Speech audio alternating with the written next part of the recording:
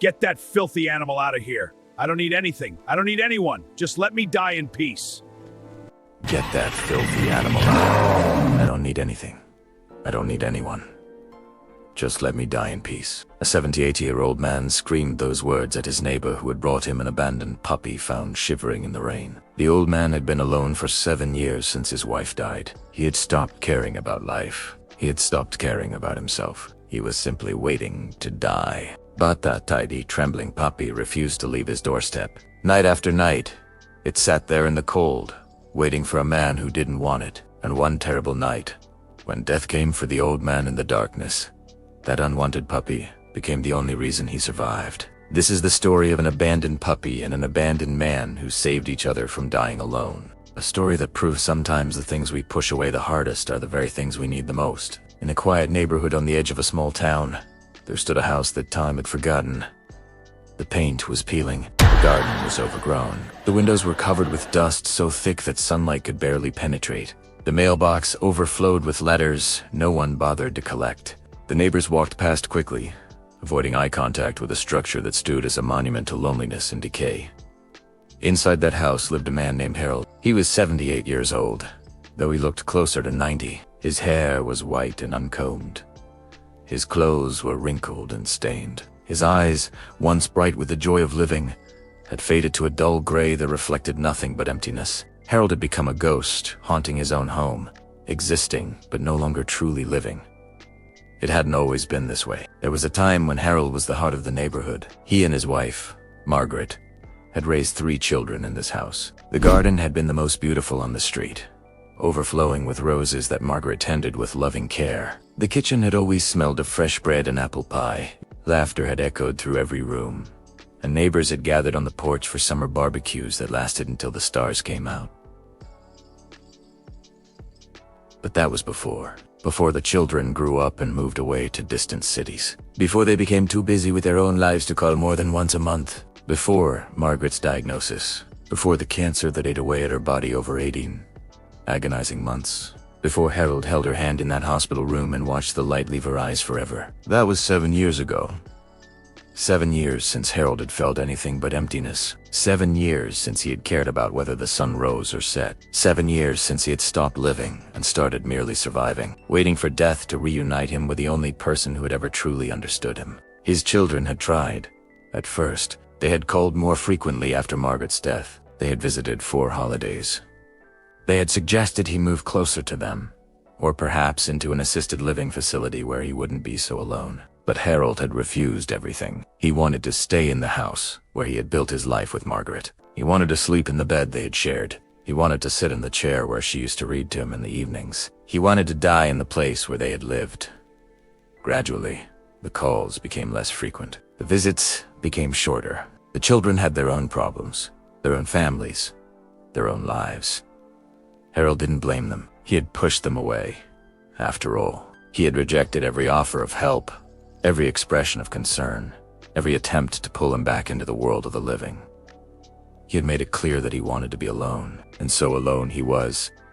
Harold's days had become a blur of nothingness. He woke at random hours, having no schedule to keep and no reason to maintain one. He ate whatever required the least effort, usually canned soup or stale bread. He watched television without really seeing it, the flickering images a meaningless backdrop to his empty thoughts. He spoke to no one except the occasional telemarketer. And even then, he simply hung up without a word. The neighbors had given up on him years ago. They had tried bringing casseroles and offering to mow his lawn. They had invited him to church functions and community events. But Harold had rejected every kindness with cold silence or bitter words. Eventually, they stopped trying. He became the crazy old man in the rundown house. A cautionary tale, parents told their children. A problem everyone agreed wasn't theirs to solve. Harold knew what they thought of him. He didn't care. He didn't care about anything anymore. He was simply running out the clock, waiting for the game to end, hoping that when it did, he would see Margaret again on the other side. But life, it seemed, wasn't finished with Harold yet. It was a Tuesday evening in late October when the puppy first appeared. The rain had been falling for 3 days straight, turning the streets into rivers and the gutters into waterfalls. Harold was sitting in his chair by the window, watching the water stream down the glass. when he saw something move in the darkness outside. At first, he thought it was a rat. The neighborhood had plenty of them, especially near his overgrown yard. But as he squinted through the rain-streaked window, he realized it was something else. Something small and shivering, huddled against his front door. Ah! Pa! Pa! Pa! Ah, pup. It couldn't have been more than 8 weeks old. Its fur was matted and soaked, plastered against a body so thin that every rib was visible. Its eyes were closed against the rain, and it trembled with a violence that suggested it had been cold for a very long time. It was the most pitiful creature Harold had ever seen.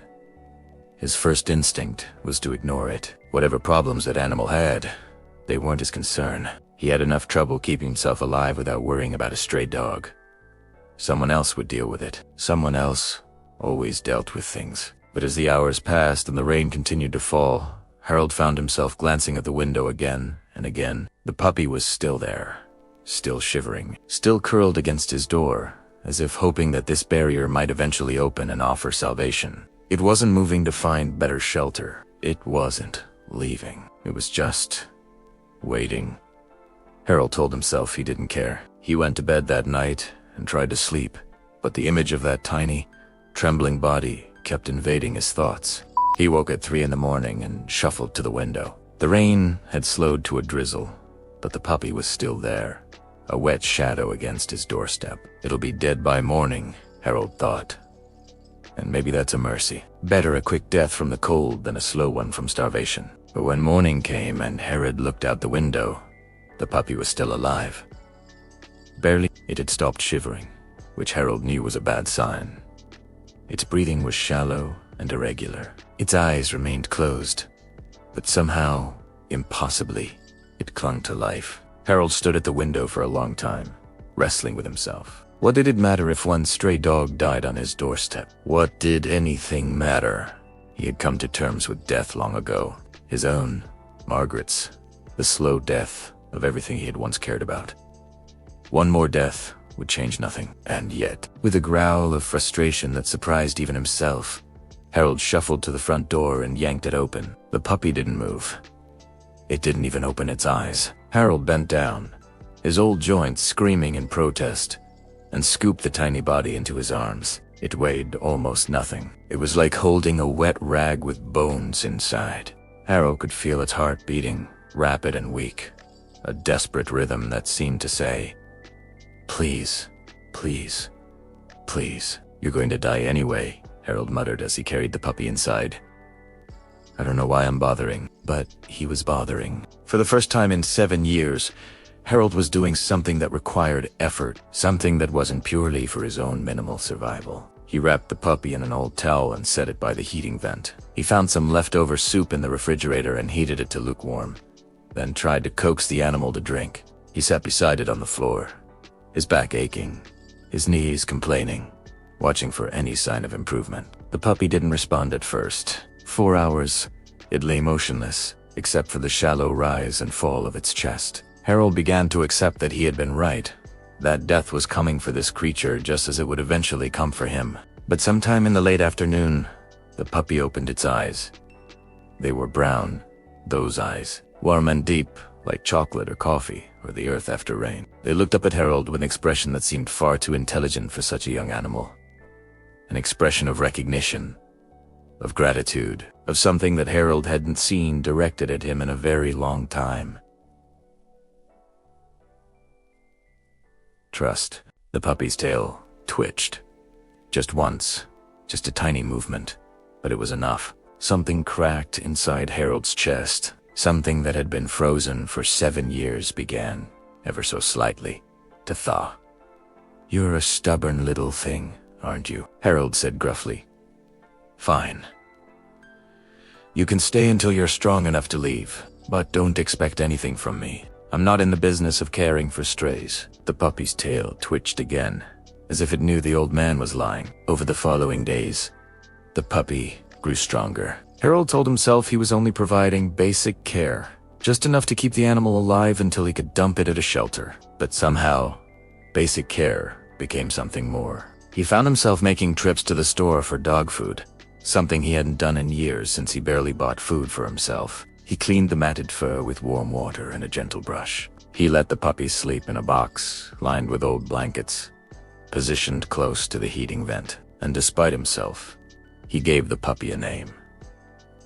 Max. It was the name of a dog Harold had owned as a child, a loyal mutt that had followed him everywhere until it died when Harold was 12. He hadn't thought about that dog in decades, but seeing this tiny creature fight so hard to live had brought back memories he thought he had lost forever. Max, for his part, seemed to understand that he had found someone who needed him. As he grew stronger, he followed Harold everywhere, his tiny paws clicking on the wooden floors, his tail wagging with uncontainable joy. He sat at Harold's feet when the old man watched television. He curled up beside him on the bed at night. He greeted every morning with enthusiastic licks and happy yips, as if each new day was a gift worth celebrating. Harold pretended to be annoyed by the attention. "Get off me," he would grumble, pushing Max away. "I told you, I don't want a dog." But his protests became weaker with each passing day, and eventually, he stopped making them at all. The neighbors noticed the change. They saw Harold emerge from his house for the first time in months, walking slowly with a leash in his hand and a small puppy bouncing beside him. They watched as the old man, who had rejected every human kindness, bent down to scratch behind the ears of an animal he claimed not to want. Martha, who lived 3 houses down and had long since given up on Harold, was the first to approach him. "That's a beautiful puppy," she said cautiously.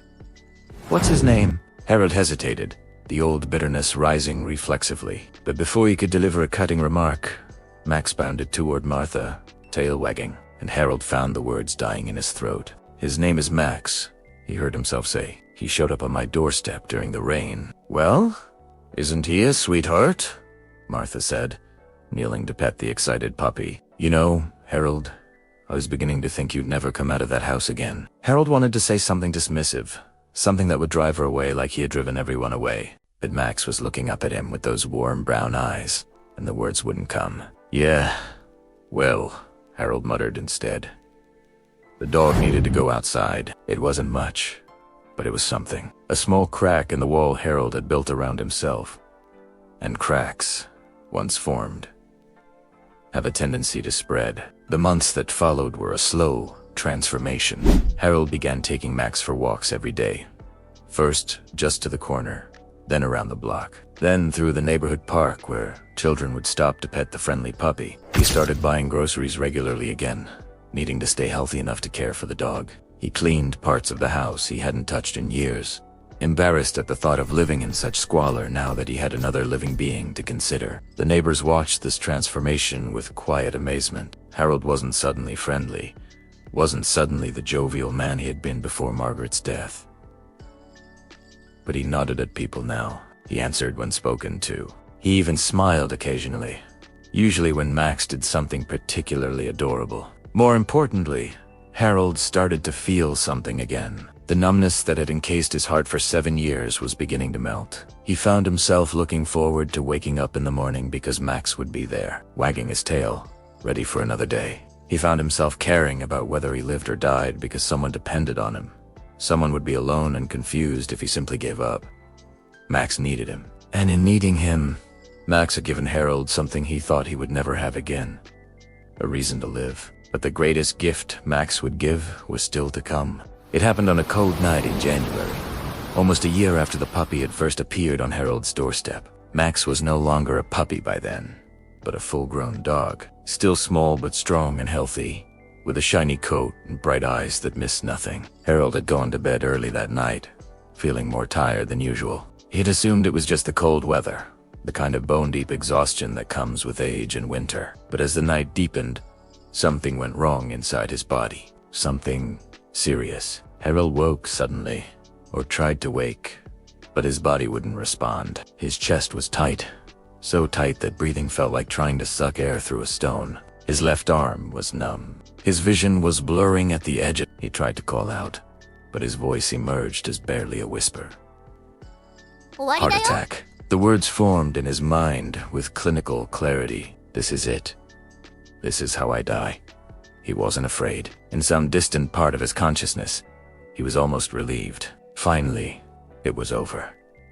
Finally, he would see Margaret again. He closed his eyes and prepared to let go. But Max wouldn't let him.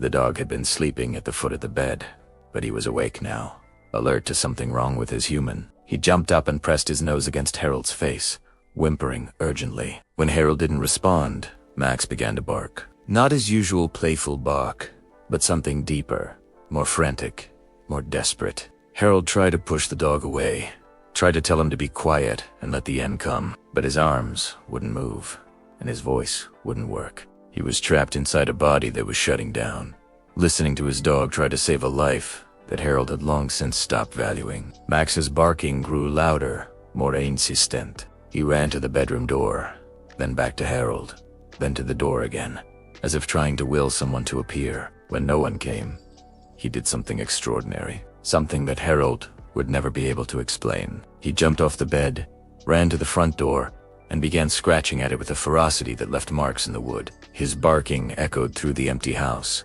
through the walls, into the night outside. Martha, who lived 3 houses down, was the first to hear it. She was a light sleeper, and the sound of a dog barking persistently at 2 in the morning was unusual enough to wake her.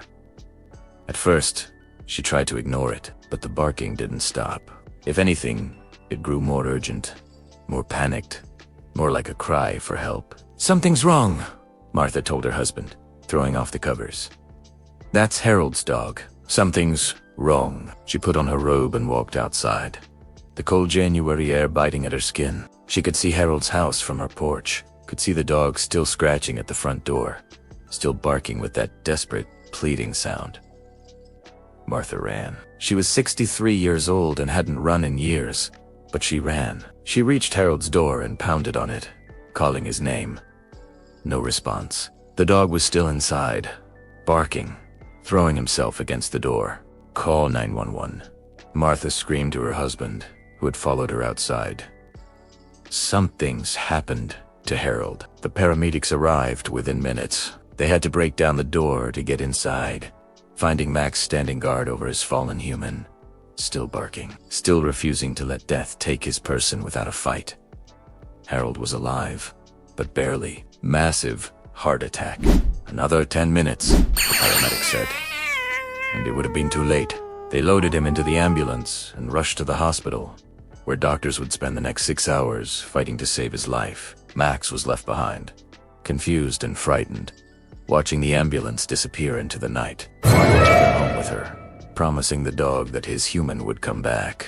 She hoped she wasn't lying. 3 days later, Harold woke up in a hospital bed, surrounded by machines and tubes and the steady beeping of monitors, tracking his fragile hold on life. His daughter, Sarah, who had flown in from California the moment she heard, was sitting beside him, her eyes red from crying. "Dad," she whispered when she saw his eyes open. "Oh, thank God.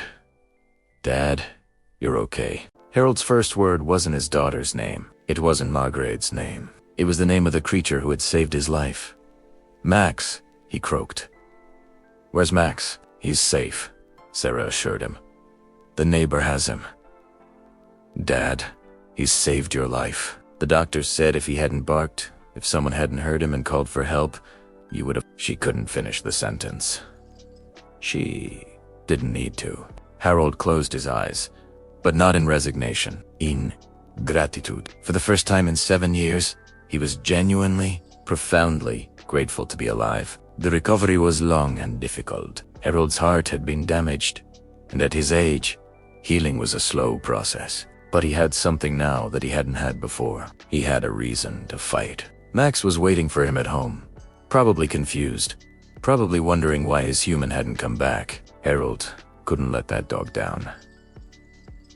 He owed Max his life. The least he could do was live it. Sarah stayed for 2 weeks, helping her father transition back to the house, making sure he could manage on his own with the dog. She offered again to have him move closer to her, and this time, Harold actually considered it. But in the end, he declined. "I can't leave this house," he explained. "Your mother is here. And now, Max is here too. This is where I belong." But Sarah made him promise something. She made him promise to stop pushing people away. She made him promise to let the neighbors help when he needed it, to call his children more often, to stop acting like he was already dead when he was still very much alive. Harold promised, and for the first time, he meant it. Max was overjoyed when Harold finally came home. The dog leaped and barked and licked Harold's face until the old man was laughing. Actually laughing. For the first time in years. The neighbors gathered on the porch to welcome him back, bringing casseroles and flowers and genuine smiles that Harold had done nothing to deserve, but everything to earn. He had been given a second chance, not by medicine or luck, but by a tiny abandoned puppy that had refused to let him die alone. In the years that followed, Harold became a different man. Not unrecognizable, but transformed. He still had his grumpy moments, still preferred quiet evenings to loud parties, still missed Margaret with an ache that would never fully heal. But he was present now. He was engaged with the world. He was alive in a way he hadn't been since his wife's death. He volunteered at the local animal shelter, helping to socialize abandoned dogs and match them with loving homes. He told everyone who would listen about how Max had saved his life, how a creature that should have died on his doorstep had instead become the reason he kept living. He became an advocate for pet adoption, speaking at community centers and schools about the bond between humans and animals. And Max was always beside him. The dog that had once been abandoned, left to die in the rain, now lived a life of warmth and love and purpose. He seemed to understand that he and Harold were the same, two broken souls who had found each other at exactly the right moment. Harold lived for another 8 years after his heart attack. 8 years he wouldn't have had if not for a puppy's desperate bark in the middle of the night. 8 years of rebuilding relationships with his children, of making new friends in the neighborhood, of finding joy in simple things he had once taken for granted. When Harold finally passed away, peacefully in his sleep at the age of 86, Max was lying beside him. The dog had never left his side. Not for 7 years. Not even at the very end. The neighbors found them together the next morning. The old man with a smile on his face and his faithful companion pressed against his heart. Sarah made sure Max was cared for. The dog lived out the rest of his days with Martha, the neighbor who had heard his cries and saved Harold's life. Max never forgot his first human, never stopped looking for him in crowds, never stopped sleeping on the pillow that still smelled faintly of the man who had given him everything. At Harold's funeral, Sarah told the story of the abandoned puppy and the old man who didn't want to live. There wasn't a dry eye in the church. My father had given up, Sarah said, her voice breaking. He had decided that life wasn't worth living anymore. He had pushed everyone away because he thought being alone was easier than being hurt again. But a tiny, wet, shivering puppy showed up on his doorstep and refused to leave. That puppy didn't care that my father was bitter. Didn't care that he was rude. Didn't care that he had rejected every kindness anyone had ever offered. Max just loved him. Unconditionally. Without judgment. Without expectation. And that love saved my father's life. She paused, gathering herself. Not just physically. Max saved my father's soul. He reminded him that there was still good in the world. Still reasons to wake up in the morning. Still love waiting for anyone brave enough to accept it. My father spent his last years not running from life, but embracing it. And he owed all of that to a dog he almost left to die on his doorstep. The congregation was silent, absorbing the weight of her words. So, if you know someone who has given up, Sarah continued, someone who has shut themselves away from the world, someone who thinks they have nothing left to live for, don't give up on them. Keep showing up. Keep offering love. Keep being the unwanted puppy on their doorstep. Because you never know. You might just save their life. And somewhere, in whatever place good dogs go when their work is done, Max was wagging his tail because he had done what he was put on this earth to do. He had found an abandoned man, and he had saved him. Not with anything special, not with anything complicated, Hustweetlau, the purest, simplest, most powerful force in the universe. Love that doesn't ask for anything in return. Love that doesn't judge or condemn. Love that just shows up, day after day, wagging its tail, ready to try again. That's what Max gave Harold. That's what Harold, in the end, learned to give back. And that's what this story is really about. Not a dog. Not an old man. Not a heart attack, or a rescue, or a second chance. It's about the simple truth that no one is meant to be alone. That sometimes the thing we push away the hardest is the thing we need the most. That sometimes salvation comes on 4 legs, with a wet nose and a wagging tail. And that, sometimes, if we're very lucky, An abandoned puppy shows up on our doorstep and refuses to leave. Not because we deserve it, but because that's what love does. It finds the broken, it stays with the bitter, it saves the lost, even when they don't want to be saved. Especially then.